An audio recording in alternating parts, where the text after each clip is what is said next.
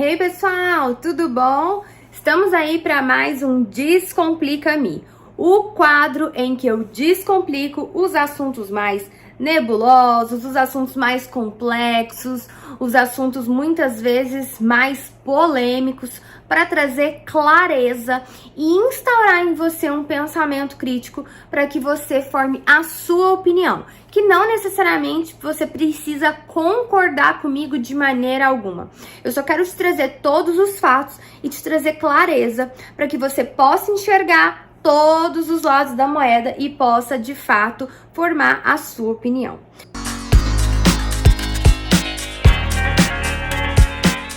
Bom, e o assunto de hoje é: será que terapia ABA é uma terapia de adestramento?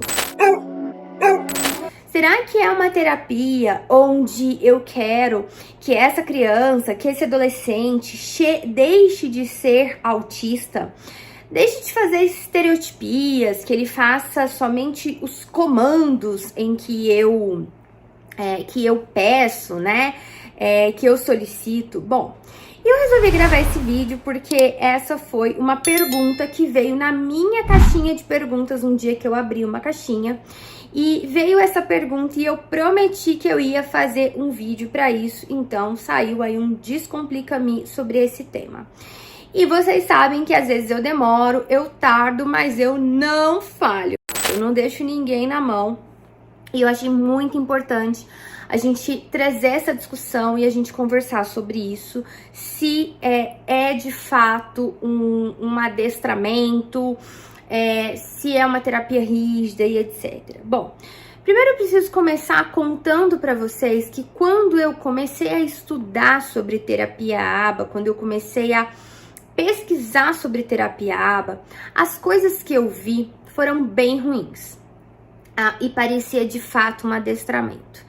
E a minha fala inicial foi justamente essa: eu não quero que o meu filho seja adestrado, meu filho não é cachorro e meu filho não vai ser adestrado.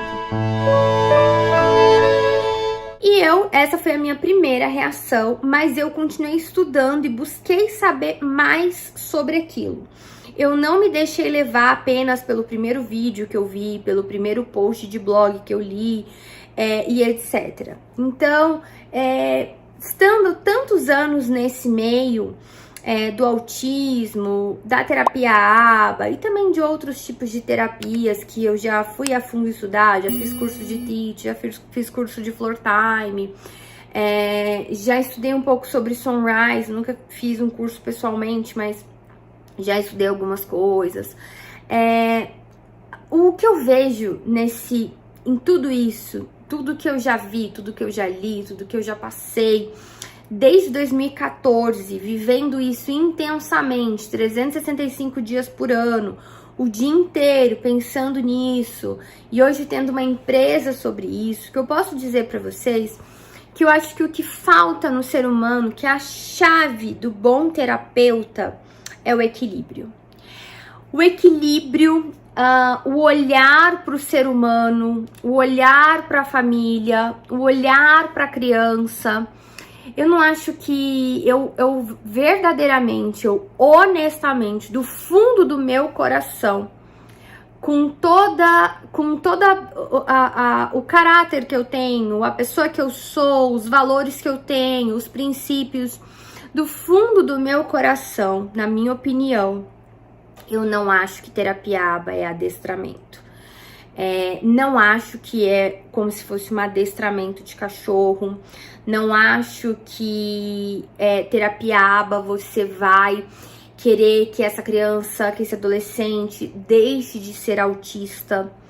A gente tem hoje em dia grandes vozes, né, de autistas adultos que têm falado sobre terapia, sobre intervenção, principalmente nos Estados Unidos, que é onde, primeiramente, essa terapia ela foi oferecida. E hoje a gente vê uma grande briga entre os... Até saiu, né, uma reportagem numa revista americana, que o título era justamente algo assim: Por que que existe um abismo, uma briga, um abismo, algo assim, não vou lembrar a palavra exata que eles usaram, entre os pais de crianças com autismo e os autistas adultos? Justamente porque existe essa briga do que é melhor para aquela criança, do que é melhor para ela. E aí os autistas adultos, eles advogam no sentido de que os pais não aceitam o autismo do filho e que para eles o autismo é o modo de ser deles, que eles não queriam ser diferentes disso, que eles são autistas, tanto que a gente tem até hoje uma mudança em algumas nomenclaturas, que é, por exemplo, você não falar, eles, né, que eles defendem, né, como eles advogam. Eu tô contando os fatos aqui, gente, cada um vai tomar suas próprias opiniões aí. Mas muitos autistas adultos, eles trazem, para você não falar, ele tem autismo, como se ele tivesse alguma coisa, né, como se... eles colocam que o autismo ele faz parte do ser dele, não do ter, não ser algo transitório de que eu tenho autismo. Não, eu sou autista. É a maneira como eu sou, é a maneira como eu penso, é a maneira como o meu cérebro funciona. E eu sou orgulhoso disso, eu sou orgulhoso do que eu sou.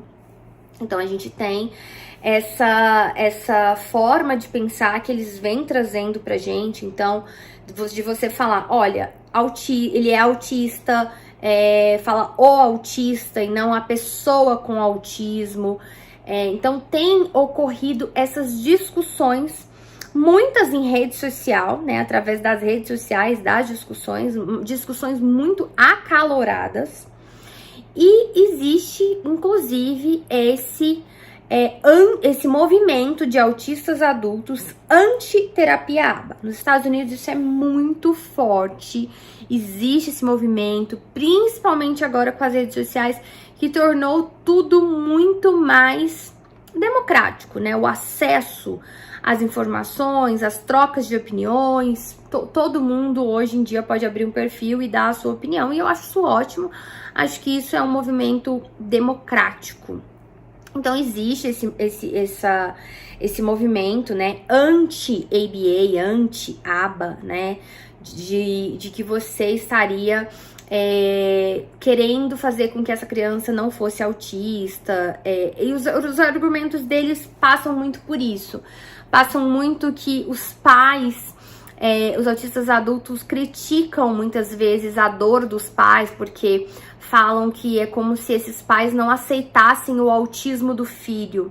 E se eles quisessem ter essa cura, buscar essa cura para o autismo, é como se os pais não aceitassem os filhos da forma como eles são. Seria quase que eles falam de uma terapia, como a gente fala, por exemplo, se eu tenho um filho homossexual, eu quero que ele faça uma terapia para ele deixar de ser homossexual. Então, sabe, a discussão ela perspassa por esse viés, por essa linha, tá? Tô só aqui, claro, dando uma resumida para vocês, falando por alto. A gente poderia ficar aqui dias e dias conversando sobre isso. Mas eu tô só puxando todos esses aspectos para que vocês entendam a questão do adestramento. Eu não vejo a terapia ABA como um adestramento. Eu como mãe de uma criança com autismo e profissional, o que eu vejo que a intervenção ABA, a análise do comportamento, ela tenta trazer para o ser humano, não só para o ser humano com autismo, mas é uma melhor qualidade de vida, adquirir novos comportamentos que eu não tenho, fazer com que eu possa aprender esses comportamentos respeitando a singularidade, respeitando a característica individual de cada ser humano, fazendo uma comparação de desempenho desse ser humano, comparando ele com ele mesmo e não com os outros. Então, assim, eu acho isso extremamente humano, eu acho isso extremamente inclusivo, eu acho isso um olhar sobre o ser humano muito bacana. Esse culto de não comparação com o outro e tudo, Vocês vão começar a escutar agora as cachorras latindo, porque é o horário que elas resolvem, gente, latir aqui, tá? Entre 5 e 6 horas, 6 e meia, o horário que elas resolvem, acho que se comunicar com outros cachorros. Então vocês vão me desculpar aí. Mas continuando, gente. Então assim, eu não vejo dessa forma, eu não vejo como adestramento. Eu vejo que a rigidez, muitas vezes, ela não está na terapia AB em si, nas suas técnicas, nos seus princípios, na sua filosofia. Eu acho que essa rigidez está no profissional. Eu, como mãe, já experimentei isso, já tive experiências muito ruins com profissionais, muito ruins mesmo, que eu poderia até ter ficado traumatizada com essa forma de terapia. De segurarem meu filho, sendo que expressamente eu disse para não fazer isso. Nos Estados Unidos eu poderia, por exemplo, ter denunciado essas profissionais, porque para você fazer qualquer procedimento que possa ser um pouco mais que requer de repente algumas situações de maior perigo ou de contenção, alguma coisa assim, você tem que ter autorização por escrito dos pais. E eu fiz o contrário. Eu disse para ela que mesmo que não desse para fazer o que ela estava se propondo, mas que não era para o meu filho chorar. E que eu ia arcar com as consequências disso. Então, ela fez tudo o que a gente não falou, o que a gente falou para ela não fazer. Então, assim, eu tive contratação de serviços muito ruins. Tomei trauma disso, tomei um pouco de trauma de profissionais. Tomei um pouco de trauma também de profissionais que chegam e querem colocar suas credenciais acima de tudo, seus mestrados, seus doutorados, seja o que for, mas que não tem competência prática no vamos ver no dia a dia. Então, assim, eu já derramei muitas lágrimas, eu já sofri muito por isso, mas quando eu estudava a análise do comportamento, ela me fazia muito sentido. Ela me dava tudo aquilo que eu buscava, todos os meus questionamentos. Então, assim, outras pessoas podem discordar, podem optar por outras linhas de trabalho. Além de ser, se a gente for olhar dados, sem olhar o ser humano por detrás, mas se a gente for analisar dados mais friamente, é o tipo de intervenção que traz mais resultados, né? Que nós temos mais publicações em jornais científicos, então isso é inegável. Mas não só olhando os dados, porque eu não sou esse tipo de pessoa que olha só o dado, eu olho a pessoa, eu olho a criança, eu olho o ser humano que tem por detrás daquilo, faz parte da minha forma de atuar profissionalmente. Então, eu vejo que sim um tipo de intervenção que nos traz muitos resultados positivos. Eu vejo que tudo que a gente busca trabalhar com a criança com autismo não é para fazer com que ela seja menos autista, né? Que ela seja menos autista, mas sim para melhorar a qualidade de vida dela e daquelas pessoas que o cercam, para dar para ela mais confiança, mais independência, mais autonomia. Quando a gente ensina esse indivíduo a se comunicar de alguma forma, a gente tá prezando pela qualidade de vida dele, a gente tá dando voz para essa pessoa que até então não sabia se comunicar, se expressar. Então, eu não vejo isso como um adestramento, e eu acho que as práticas que ocorrem, que dão essa visão, elas vão muito mais do profissional e não da ciência em si. Eu acho que não são. Sempre falei isso, há muitos anos eu falo isso. Não é a terapia ABA que é rígida, não é a ciência que é rígida. É o ser humano por detrás que é rígido, é o ser humano por detrás que não tem o treinamento necessário, que não tem o conhecimento. E tem coisas, gente, que não é só treinamento, não é só conhecimento. Tem coisas que é do ser humano, que é do caráter dele, que é a forma como ele faz o trabalho. Você pode ter alguém, às vezes, que é muito bom tecnicamente, mas que não é um bom ser humano por detrás. Então, eu sempre acho que a gente também tem que olhar isso, não só a questão de caráter do ser humano em si, mas também das habilidades sociais, socioemocionais do terapeuta, como que ele sabe lidar com a família, com os outros membros da equipe. Então, são uma série de coisas. Acho que essa é uma área que, não só no Brasil, como nos Estados Unidos também, ela é recheada de pessoas que muitas vezes têm um comportamento muito rígido, que são pessoas que às vezes não têm muito o que a gente chama de soft skills, né? São as habilidades sociais, as habilidades socioemocionais, o manejo de lidar com o outro. Sim, reconheço isso, acho que tem muito isso, muito um academicismo demais, viver dentro de bolhas específicas, mas eu não acho que a ciência que é assim, sabe? Assim, tudo que eu leio, tudo que eu estudo, tudo que eu vejo, eu não acho que a ciência é assim, eu acho que é mais o ser humano que tá ajudando a construir essa ciência, claro, né? Ninguém faz ciência sozinho.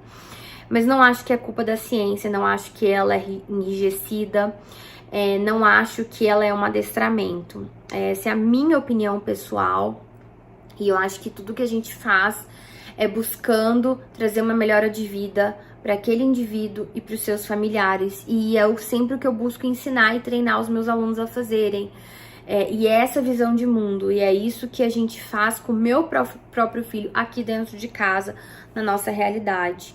Então, esse é o nosso Descomplica-me de hoje, reflexivo, trazendo alguns pontos, e que eu espero que isso possa te fazer refletir, pensar, e que você possa fazer uma autoanálise enquanto profissional e se perguntar, será que eu tô sendo rígido? Será que eu tô dando o meu melhor? Será que eu tô buscando a melhor formação? Será que eu tô fazendo o meu melhor trabalho? Será que eu tô levando em conta essa criança, o contexto dela, né, ou esse adolescente, o contexto que ele vive, do que é relevante para essa família? Então, a gente precisa fazer essas autoanálises aí e buscar melhorar sempre. Então, espero que esse Descomplica-me de hoje tenha te ajudado e possa contribuir com você, com a sua formação e com aqueles que estão ao seu redor. Beijo grande, até a próxima. Tchau, tchau.